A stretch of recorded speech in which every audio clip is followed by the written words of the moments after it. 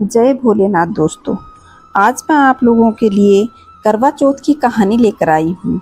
तो चलिए दोस्तों, आपको सुनाती हूँ करवा चौथ की कहानी। एक साहूकार के 7 बेटे और एक बेटी थी, जो कि सातों भाइयों की लाडली बहन थी। 8 भाई बहन एक साथ बैठकर खाना खाते थे। कार्तिक की चौथ आने पर बहन ने करवा चौथ का व्रत रखा। जब सातों भाई खाना खाने के लिए आए तो उन्होंने बहन को कहा कि बहन, खाना खा लो। तो माँ बोली कि आज इसका करवा चौथ का व्रत है, जब चांद निकलेगा तब यह अर्घ्य देकर ही खाना खाएगी। तब भाइयों ने जंगल में आग जला करके छलनी से चांद दिखा दिया। बहन भाभीियों को बोली कि चलो अर्घ्य दे दो, चांद निकल आया है। भाभियाँ बोली कि ये तेरा चांद निकला है, हमारा चांद तो रात को निकलेगा। बहन चांद को अर्घ्य देकर भाइयों के साथ खाना खाने बैठ गई। पहला टुकड़ा तोड़ा तो बाल निकला, दूसरा टुकड़ा तोड़ा तो छींक आ गई, तीसरा टुकड़ा तोड़ा तो पति के घर से बुलावा आया कि तुम्हारा पति बहुत ज़्यादा बीमार है, जल्दी चलो। माँ ने लड़की के पहनने के लिए कपड़े निकाले तो 3 बार बक्सा खोला, तीनों बार सफ़ेद ही कपड़े निकले। तब माँ ने वही कपड़े पहना करके ससुराल भेज दिया। माँ ने अपनी लड़की के पल्लू पे सोने का सिक्का बांध दिया और कहा कि रास्ते में जो भी मिले उसके पैर पड़ती जाना। जो भी तुझे सुहाग का आशीष दे उसे यह सिक्का देकर पल्लू में गांठ लगा लेना। रास्ते में किसी ने भी पैर पड़ने पर सुहाग का आशीष नहीं दिया। अब वह ससुराल के घर पहुंची तो दरवाजे पे छोटी ननद खड़ी थी। बहन उसके पैर पड़ी तो ननद बोली कि सीली हो, सपूती हो, 7 बेटों की माँ हो, मेरे भाई का सुख देखने वाली हो। यह आशीष सुनकर उसने सोने का सिक्का ननद को दे दिया और पल्लू में गांठ मार ली। अंदर गई तो सासू जी ने कहा कि ऊपर कोठरी है, वहाँ जाकर बैठ जा। जब वह ऊपर गई तो उसने देखा कि उसका पति मर चुका है। अब वह उसे लेकर उसी कोठरी में पड़ी रही और उसकी सेवा करती रही। उसके लिए दास दासियों के हाथ बची खुची रोटी भेज दी जाती थी। इस प्रकार उसे अपनी पति की सेवा करते करते 1 साल बीत गया। फिर करवा चौथ का व्रत आया। सारी पड़ोसिनों ने नहा धोकर करवा चौथ का व्रत रखा। सबने सिर धोकर हाथों में मेहंदी लगाई, चूड़ियाँ पहनी। वह सब देखती रही। एक पड़ोसिन बोली कि तू भी तो करवा चौथ का व्रत कर ले। तब वह बोली, मैं कैसे करूं? पड़ोसिन बोली, चौथ माता की कृपा से सब ठीक हो जाएगा। पड़ोसन की बात कहने पर बहू ने भी व्रत रख लिया। थोड़ी देर बाद करवे बेचने वाली आई। करवे लो री करवे लो, भाइयों की प्यारी करवे लो, दिन में चांद उगावनी करवे लो, ज़्यादा भूख लगने वाली करवे लो। बहू ने आवाज़ सुनी, ए करवे वाली, मुझे भी तो करवे दे दे। करवे वाली कहने लगी कि मेरी बहन दूसरी आएगी, वो ही तुझे करवे देगी। दूसरी बहन आई, करवे लो री करवे लो, भाइयों की प्यारी करवे लो, दिन में चांद उगावनी करवे लो, ज़्यादा भूख लगने वाली करवे लो। बहू ने उसे भी आवाज़ लगाई, ए करवे वाली बहन, मुझे भी तो करवे दे दो। दूसरी करवे वाली बोली कि मेरी तीसरी बहन आएगी, वह तुझे करवे देगी। इस प्रकार 5 बहनें आकर चली गई, पर किसी ने भी उसे करवे नहीं दिए। फिर छठी बहन आई और बोली कि मेरी 7वीं बहन आएगी, वो ही तुझे करवे देगी। तो सारे रास्ते में कांटे बिखेर के रखना। जब उसके पैर में कांटा चुभ जाए तब वह खूब चिल्लाएगी। तब तू सुई लेकर बैठ जाना और उसके पैर पकड़कर मत छोड़ना। उसके पैर का कांटा निकाल देना, वह तुझे आशीर्वाद देगी। तब तू उससे करवे मांग लेना, तब वह तुझे करवे दे देगी। तब तू उद्यापन करना। जिससे तेरा पति अच्छा हो जाएगा। अब उसने वैसा ही किया। सारे रास्ते में कांटे बिछा दिए।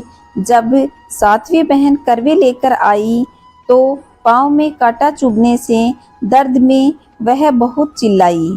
तो बहू ने उसका पैर पकड़ करके छोड़ा नहीं और उसका कांटा निकाल दिया।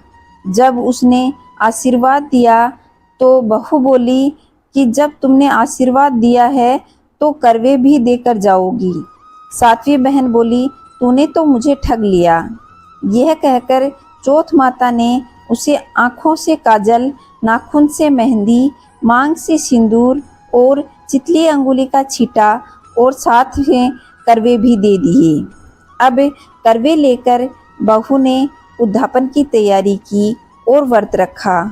तब उसका पति ठीक हो गया और बोला कि मैं तो बहुत सोया। वह बोली, सोए नहीं, 12 महीने हो गए हैं आपकी सेवा करते करते। कार्तिक की चौथ माता ने सुहाग दिया है। उसका पति बोला कि चौथ माता का उद्यापन करो। अब उसने चौथ माता की कहानी सुनी और उद्यापन कर खूब सारा चूरमा बनाया और जीम कर वे चौपड़ पासा खेलने लग गए। इतने में उनकी दासी तेल में बनी हुई पूरी और सब्जी लेकर आई। दोनों को खेलते देखकर सासू जी को जाकर बोली कि ऊपर कोठरी में तो खूब रौनक हो रखी है, तुम्हारे बेटे बहू तो चौपड़ खेल रहे हैं। इतना सुनकर सासू देखने आई। दोनों को देखकर वह बहुत खुश हो गई। बहू ने सास के पैर दबाए तो सास बोली कि बहू सच सच बता, तूने क्या किया। उसने सारा हाल अपनी सासू को बताया तो साहूकार ने सारे शहर में ढिंडोरा पिटवाया और अपने पति के जीवन के लिए सब बहनें करवा चौथ का व्रत रखें। पहली करवा चौथ को अपने पीहर में जाकर व्रत करें। हे चौथ माता, जैसा कि साहूकार के लड़के को जीवन दान दिया वैसा सभी को देना, मेरे पति को भी देना। कहानी को कहने वाले और सुनने वाले के परिवार की सभी सुहागन स्त्रियों को ऐसा सुहाग देना। एक गांव में 2 माँ बेटी रहती थी। बेटी माँ से बोली कि गांव के सब लोग गणेश जी का मेला देखने जा रहे हैं, मैं भी मेले में जाऊंगी। माँ बोली, वहाँ बहुत भीड़ होगी, कहीं गिर पड़ गई तो चोट लगेगी। बेटी ने माँ की बात नहीं मानी।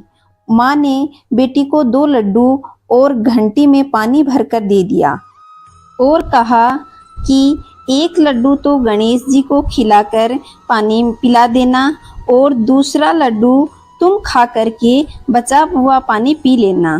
बेटी मेले में चली गई। मेला समाप्त होने पर सभी गांववासी वापस आ गए, परंतु उसकी बेटी नहीं आई। वह गणेश जी के पास बैठी रही। 1 लड्डू पानी गणेश जी तुम्हें, 1 लड्डू पानी मुझे। इस तरह कहते कहते पूरी रात बीत गई। गणेश जी ने सोचा कि यदि आज मैं लड्डू खाकर पानी नहीं पीऊँगा तो यह अपने घर नहीं जाएगी। तब गणेश जी बालक का रूप बनाकर आए, फिर लड्डू खाए और पानी पिया और कहा कि कुछ मांगो। लड़की ने मन में सोचा कि क्या मांगूं? अन्न मांगूं, धन मांगूं, महल मांगूं, सुहाग मांगूं, खेत मांगूं, बैल मांगूं, बस इतना ही मांग लेती हूँ। गणेश जी ने उसकी मन की बात जान ली और बोले, अब अपने घर जाओ, जो तुमने मन में सोचा है वह सब तुझे मिलेगा। लड़की घर पहुंची तो माँ ने पूछा कि इतनी देर कैसे हो गई। लड़की ने कहा, आपके कहे अनुसार मैं गणेश जी को लड्डू खिलाकर पानी पिलाकर आई हूँ। देखते ही देखते जो कुछ बेटी ने मन में सोचा था वह सब कुछ उनके घर पर हो गया। तो ऐसे हैं विनायक जी महाराज। हे गणेश जी महाराज, हे विनायक जी महाराज, आपने उन माँ बेटी को जैसे धन धान्य दिया वैसे सबको देना। जो कहानी कह रहा है उसे भी और जो कहानी सुन रहा है उसे भी और सारे परिवार को देना। बोलो गणेश जी महाराज की जय। दोस्तों, आप लोगों को ये कहानियाँ कैसी लगी मुझे कमेंट करके अवश्य बताइएगा। और आपको कौन से वीडियो पसंद हैं और कौन कौन सी कहानियाँ सुननी हैं वह भी कमेंट करके मुझे ज़रूर बताइएगा। कमेंट में विनायक जी महाराज की जय ज़रूर लिखिएगा। जय विनायक जी महाराज।